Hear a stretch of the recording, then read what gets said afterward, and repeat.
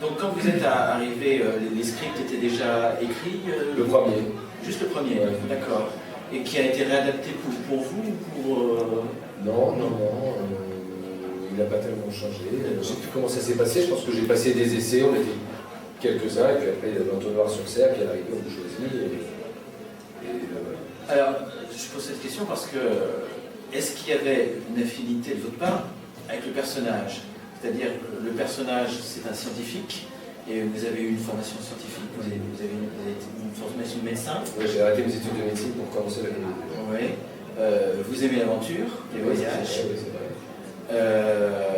Est-ce qu'il n'y avait pas une affinité, enfin ressentie avec le personnage? Si, en tout cas, moi, comme je connaissais, c'est pas comme si, imaginons que, ça n'arrivera pas parce que je suis français, mais imaginons que, ce qui ne m'aurait pas déplu d'ailleurs, je sois tout gamin, j'ai été voir des James Bond comme ça arrive aujourd'hui, un acteur anglo-saxon. Comme c'est arrivé à Pierce Brosnan, notre petit, il a été au cinéma, il a vu Moore, il a vu Connery faire jouer James Bond et tout, puis après il devient comédien, et puis 30 ans plus tard, on l'appelle, on lui dit Monsieur Brosnan, est-ce que vous voulez jouer James Bond? Là, il y a une sorte de réalité de trucs qu'il a vu, qu'il connaît très bien, que tout le monde connaît très bien, qui existe déjà, et il doit, lui, rentrer là-dedans en prenant la place et en étant le nouveau. Voilà. Peut-être un peu la modernité qu'on a à chaque fois quand on estime que le prédécesseur est un petit peu ancien. Moi, d'abord, je ne connaissais pas Copland, je connaissais vaguement le nom, je ne savais pas de qui il s'agissait. Les films qui ont été faits, évidemment, ont été faits avec des acteurs différents et n'ont pas été des gros films qui ont marqué l'histoire du cinéma français. Donc, j'avais pas de référence, moi. La seule chose que j'ai lu quelques romans, et la seule chose que j'ai dit moi-même, j'ai dit, écoutez, moi je pense que je suis un peu jeune pour le rôle, est-ce que vous êtes sûr que, j'ai pas encore mes 30 piges, est-ce que j'y vais, est-ce que vous êtes sûr? Pour moi, le personnage, il est à la quarantaine. Il me dit, si, t'inquiète pas, moi je suis allé, je n'ai pas dit, en plus, il faut être maso pour refuser une opportunité pareille quand on est un jeune comédien. Mais c'est vrai que j'ai pensé un peu à me prendre un peu de poids, et c'est sûr que ce poids, j'aurais pu faire plus naturellement aujourd'hui, j'aurais pu le jouer ça. Donc les affinités, comme j'avais pas de cahier des charges ultra précis, j'ai pas eu trop de mal à m'approprier. En tout cas, à me le proposer en fonction de ce que j'étais.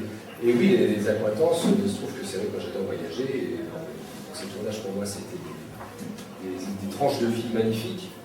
Et puis c'est vrai que on ne faisait pas trop sortir le côté scientifique du personnage. Pas beaucoup, non. Non, c'était plus de l'action et de la tuition, c'est dire.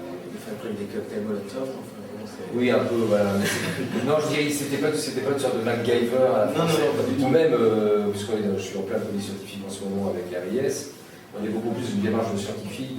C'est un aspect du personnage qui n'était pas du tout prédominant dans la présentation qui a été faite pour cette série. Je pensais beaucoup au dernier épisode à la filière argentine, parce que donc vous aviez voulu être French Doctor, je crois. Oui, oui. Et que là, Copland détourne en fait un trafic de drogue pour de l'argent, en tout cas, qui veut être blanchi pour construire un hôpital en Argentine. Est-ce qu'il n'y avait pas, ça n'avait pas aussi, parce que je crois que c'est il n'a pas été adapté d'un... C'est original, ça. Ouais. Est-ce que c'était basé sur vous? Ah non. Non, pas du tout. Non, j'ai pas...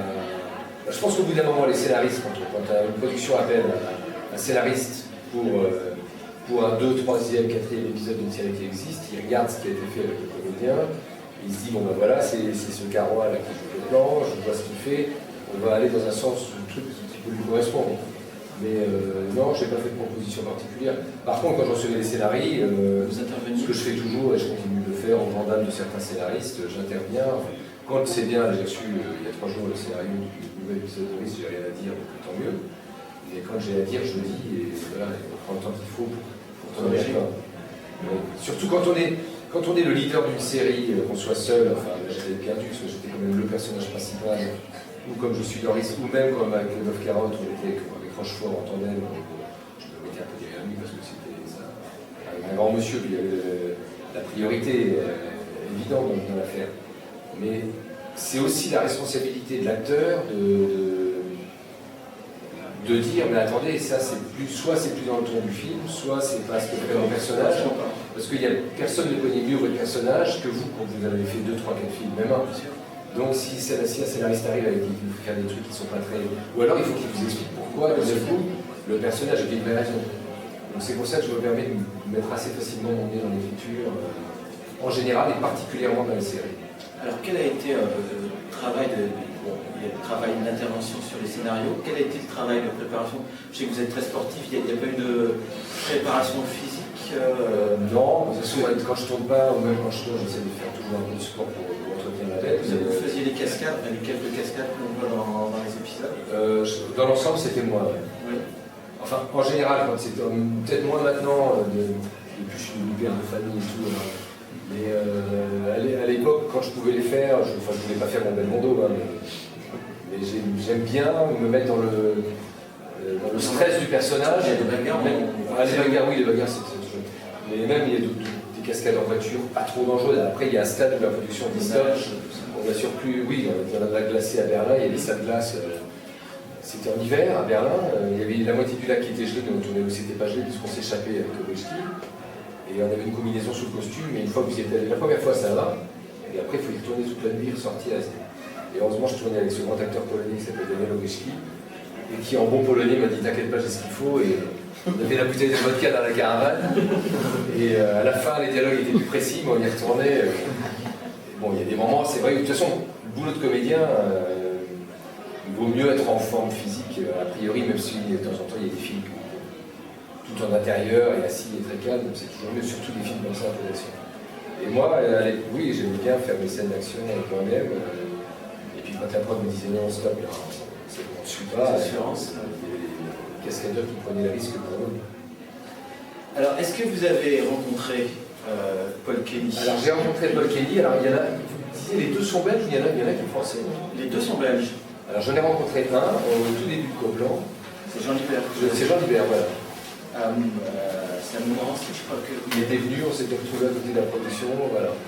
C'est une idée que vous avez faite vous-même Oui, enfin la production, et c'était un monsieur d'un certain âge déjà, et très sympathique, et donc moi je lui ai aussi encore dit la fameuse inquiétude du début, genre, est-ce que vous imagineriez, parce que quand je vois même Paturel, avec qui j'ai tourné après, notamment dans une série qui s'appelle Cancun, à l'époque il était jeune, il avait 40 piges. Oui. Quand je vois les trois affiches, les trois ont 40 piges, j'ai oublié la plus. Et moi, c'était ma grosse inquiétude. C'est-à-dire, pour moi, un héros de James Bond à Copland, c'est un type de la quarantaine. Et il m'a dit non, mais c'est pas grave, c'est ce qu'il fait qui compte, c'est pas l'âge qu'il a, il faut qu'on croie. Et voilà, donc, il avait été très très rassurant et très bienveillant. Et donc Anne Libert qui était venue, donc la fille de Paul Kenny était venue l'année dernière. Elle n'est pas venue cette année parce qu'il y avait sa fille qui arrivait. Donc, mais elle m'a dit que vous alliez tourner ensemble dans La Rumba. Oui, absolument. Et elle m'a dit tout le bien que Paul Kenny pensait de vous, qu'il était très content, très rétrospectivement que vous l'ayez. Mais moi, ce qui me ferait très plaisir, c'est de faire un Copland maintenant, en fait. Il